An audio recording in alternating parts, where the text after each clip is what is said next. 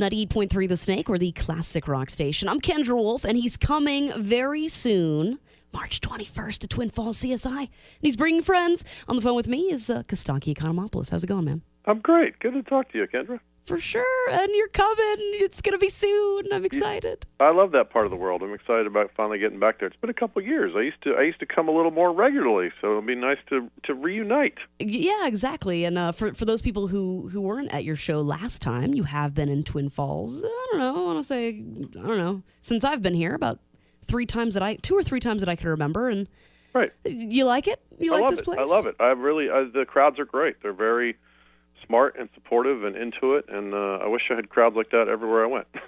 As a matter of fact. Yeah, that must be. I can tell you're a smart dude. Just talking to you. And do you ever, throw a joke out there and it's just no? I don't want to say they're dumb, but the audience is dumb. Oh yeah, yeah. Well, sometimes it's me too. There's a lot of variables in stand-up. That's the beauty, wonder, and horror of it. On any given night, you right. go, what happened?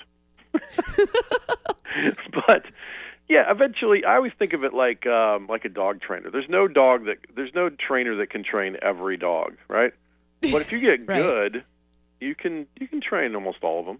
You know what I mean? Okay. You can kind of figure out Makes where sense. we need to be and get there. That's part of what it is to be a good comic and have a menu of a lot of choices. But I've been lucky. I've got enough radio exposure that most of my shows I'm doing to people who already like me before I start. Well, that's the way to do it. Yeah. In the old days, it was a little more like, oh, you don't like me, I don't like you. That's fine. That happens. Okay, but again, these aren't usually, but these are the ones that stick with you. Right. No, those are the ones that you just can't shake and you can never forget. Yeah. I mean, I grew up in Georgia, and my early road days were things that were drivable from Atlanta, which puts you in a circle of about 6 hours of, oh, my God. So oh, boy, I got some memories. One night, Jasper, Alabama, I'm doing the show, and they moved the stage to a different part of the bar to accommodate the dart tournament that was happening. Which is never a good. Not a good when the sign. dart tournament takes precedence, that's Right. trouble for the show. So they put us on the stage, overlooking a dance floor that had no tables or chairs. So where I talked to no Wow. one. There were like maybe 6 or 8 people on either side of the dance floor, sitting in stools, kind of looking at me. And then once in a while, I'd be doing a setup, and something would happen in the dart tournament, and they would cheer, and those few people who were kind of listening would turn and see what was going on. Wow. Yeah, that was 20 years ago, but I still remember it. For Very sure. well. And now seeing you in action, I mean, you've written for, it seems like almost every person, every show, every type of demo. I've done some writing. It's pretty cool. True. I do have a range from Bette Midler to BET and NFL Network, and right. Okay. Well, I think if you sit down and do some work at it, you can write a joke about almost everything. I see Eventually. So I like that. Maybe that's been part of my problem. I've got too much range. I don't have like sort of a defined thing. I can do a joke. I can do a silly joke and an edgy joke and a dirty joke and a smart joke. And I've heard all of these things from you, but Right. but now you're married, and I don't want to say you probably slow things down when you're married, but do you take your new marriage into account when you're yeah, it's doing funny. comedy? Immediately she was like, "You got to write some more jokes about me." I'm like, "Babe, I don't know if you understand how it works, but the jokes are not complimentary. Yeah. When you're writing jokes about something, it's because it's hard, or it sucks, or it's weird, or it's screwy." It's very hard to write a joke about, I've never been happier. So that's so maybe good. you shouldn't wish for this, babe. So no marriage jokes? I'm doing some. I'm trying to talk about the periphery of it. We know the odds that 50% of marriages end in divorce, right? It's kind of scary, yeah. Yeah, and the other half end in death. So we know going in it's not going to end well. We're rooting for death. I know. What's wrong with that? If I was a divorce lawyer, my slogan would be, "It's the only way to get out of this alive." So yeah, I've got some of those kind of jokes, and those are fun. And I'm starting to put more and more of her in the act because she wants it, and it's fun, and it's more personal. I'm trying to get more personal on my show anyway. So And it's safer that way. she is completely obsessed. I'm going to ask you if you have this, because I never even heard of this, with unplugging the toaster. Do you have that? During, physically unplugging a toaster? I do it during a lightning storm. Okay. because I'm from Florida originally, and I don't know why. That's my mom's insane, and she showed me to do that. Sorry, Mom. Hope you're not listening. I just don't. I mean, Does she do that? Obsessively, she's worried about a fire hazard. I'm like, look, babe, it's a self-contained metal box on a stone slab. It might be the safest thing in the apartment. There's 2 sticks in the corner. Those might rub together in an earthquake or something. That's a way bigger fire hazard. Wow. Yeah, I mean, you should unplug the dryer then, too. Right. I know. All these other things. You know, she's putting a hair curler down on a stack of newspapers. Unplug the toaster. Oh, my God. Lighting a candle underneath the curtains. Honey, the toaster. I don't know. It just seems... An easy bake oven is a bigger fire hazard. Yeah, I had one. Yeah, because there's a light bulb in there that might explode. The butter next to the toaster is the bigger hazard to your life, right? I never. Yeah, now I feel really stupid that I have done this. Generations of Economopoulos have been dropping dead from heart disease. No one's ever died in a runaway toaster fire ever. I'm just saying. She's trying to make sure that it stays that way. That's love. If that is your biggest issue in marriage, then, sir, congratulations. That's a good point. You have that's chosen. what I'm talking about, then things are pretty good. And you have kids, too, right? I have 1 6-year-old. A 1-year-old marriage and a 6-year-old child. So you do the math. So do you ever talk about your kids, or is that kind of off limits for you? Yeah, we do. I absolutely do that. It's been fun all the way along the line, having a kid. We were in Australia for a comedy festival when she was learning about crosswalks. And, there's a red man and a green man, and we're learning the whole thing. And then we come back to New York, where we live, and there's a white man and an orange hand. This is absolutely true. There's a loud-ass 3-year-old girl standing next to me on a busy New York City street corner, and she says quite loudly, "Dad, we have to wait for the white man." Oops. Yeah, honey, let's wait for him. He decides everything. Kiss the ring. That is absolutely adorable.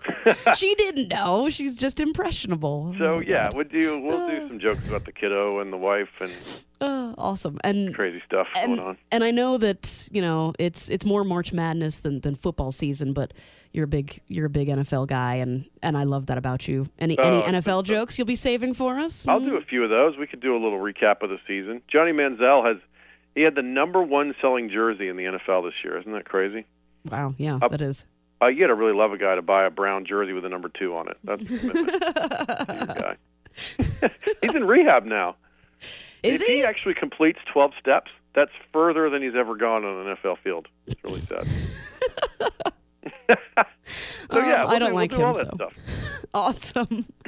I don't like him, so that is easy to laugh at. What can I say? He's fun to poke fun at. Anyone who kind of deserves it makes it even more fun. For sure. And you're bringing friends. You got Augie Smith, David Dyer, and Greg Hahn. And I think I asked you this before, but when you're done with your set, do you sit and watch these guys in action? Oh, yeah. In fact, I just worked with Hahn and Dyer like 2 days ago. Nice. And absolutely, the sponsor is Keystone Light. They always have some of that backstage. I grab myself a beer and sit down and enjoy the show. Hahn always makes me giggle. He's just insane. He's insane. I love it. I can't wait. Yeah, and Dyer's great. He's a great joke writer. We were writing some jokes in the car when we were driving around. So awesome. Yeah, they're good dudes. And so Augie, I haven't seen forever, and I love Augie. Awesome. Augie and I did the Seattle competition in. I don't want to date us too much. 1997. Wow. I met Augie Smith. Really? Okay. Yeah. We had some great stories from that. In the competition, it's like this month-long thing. And the second week, there's 10 guys doing 10 minutes, and they pick the top 5 to go to the finals the next week, right? Right. And it's several nights. So one of our compatriots, Andy Andrist, who's a very funny dude, he just kind of got lost in the shuffle. He came in last 3 times in a row. Aww. So he was basically mathematically eliminated going into one of the shows. So he got hammered with Augie, and he went up. Augie had a couple drinks, but Andy just went bananas. He literally repeated a joke, not knowing it, in a 10-minute set. And I went on after him, and I opened with that joke. And that was one of the biggest laughs I ever got in my whole life. I've known Augie forever. He was really good to me right away. I had a really bad set the first night of the competition, and I had come from really far away. And most of the people in a competition like that are kind of regional guys, so they all knew each other. So I come off stage, and the other comics didn't even want to look at me in the eye or talk to me or whatever. And Augie came over and he goes, "Hey man, I can tell you're a good comic on an off night, so welcome to Seattle," which was like the sweetest thing a person could do at that point. Right. And then, of course, we were buddies, and that was the last nice thing he ever said to me. Because then, I'd come off after killing, and he'd like tap me on the shoulder and go, "Nice try, nice try." Yeah. So I love Augie. I've always had a warm place in my heart for that guy. It'll be good to see him. Awesome. Okay, one more random question for you. So I know you've written jokes from Bette Midler to Jay Leno to MTV shows. When you're an adult mostly. When you write for shows like MTV, I know when I was a kid there was actual music videos on MTV, but now it's just like 12, 16-year-old shows. When you're writing jokes for shows like MTV, do you ever think to yourself, how much are they paying me? How much are they paying me? And then you're like, okay, here we go. Is it ever something like that, or is it like, whatever? I always just embrace whatever it is, I've got adolescent boy in me. That's not that big a stretch. It's no problem for me to write from that perspective, so that's fine. Okay. The show we did was kind of a stunt show. It was called Parental Approval, and we would have it'd be like a dad and a daughter, and then there'd be three knuckleheads who would have to do all these weird things, and then the dad would vote on who got to date his kid. I think. So it was sounds actually familiar. Really fun. It was silly, but it was really fun to get we had this really tough guy Italian dude, and we had a clip of him in an interview saying, "I'll wear pink. I'm a man. I don't care. I'm a man. Real men wear pink." So we made him wear like a pink bunny suit. So it was all stuff like that. It was like weird, goofy, funny things. So we wrote, awesome. Came up with all the ideas for that stuff. It was a pleasure. I never once regretted that. I was on the soundstage in Cancun for spring break one time wearing this MTV patch on my jeans, and I'm just looking over the whole scene. I was like, this is a pretty good gig. Yeah, that sounds pretty nice. I wasn't, again, it's not my demo, but it was right. fun. Yeah, now I'm a little jealous. It's like, shoot, I'm getting paid for sitting on the beach. That is awesome. Right. So if people want to find out more about you, can you throw out the website and stuff? Go to one place, Costaki.com, Costaki.com. One of the many advantages of being named Costaki. You can get the website with just your first name. It's available. Awesome. And we've been having training sessions on how to say your name. Myself and the rest of the sales team, I'm like, all right, guys. Well, you're in charge of that, right? You're coaching everybody? Yeah, I got it. I got it down packed. I'm from I'm from Florida, and there's a little place called Tarpon Springs, huge Greek community. Oh yeah. Wait a minute. I know that. What town are you from in Florida? Are you from the Bay? Newport Richey area, but like Tampa Bay and stuff. Yeah. Heck I love that. God, I love Greek food. I love your people's food. Oh, me too. Go eat. You got a Greek place there somewhere? Yeah, downtown. It's actually not too bad. I need to go again. Let's go. Okay, we'll go. Right. I'll buy if it's on special. What can I say? I'm cheap. That's hilarious. You're selling me and some of my friends. It's on me. Up to one drink. Up to the first free drink. Awesome. All right, Costaki, check them out Saturday, March 21st. It's almost here, guys. CSI Far Nuts Auditorium in Twin Falls. If you don't have your tickets yet, you better go buy them before they're gone. 983thesnake.com. Costaki, want to throw out anything else? Thanks, Kendra. You're awesome. I wish I could clone you and have you in affiliates all over the country. Wow. Well, I will take that as a compliment, and thank you. Yeah. Obviously. I'll see you soon. All right. See you soon.